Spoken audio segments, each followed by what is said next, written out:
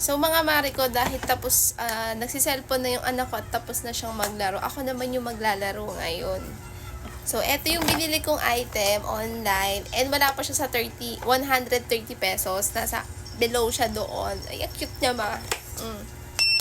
Diba? Cute!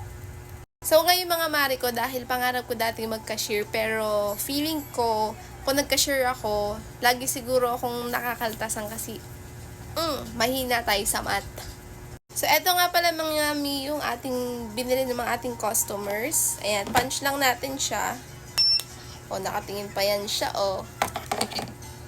O, next ito. Ay, ang ganda. Next naman ito.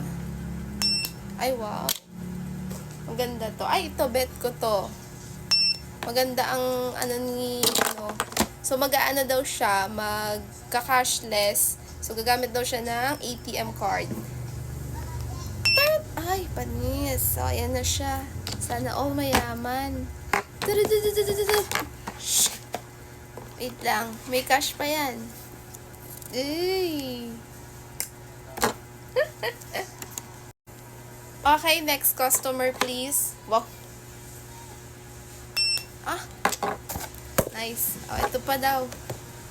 Sko, ang bongga cellphone. Notebook, next. Wow, maganda tong notebook, ma'am, na pinili nyo. Ganda sulatan. 900.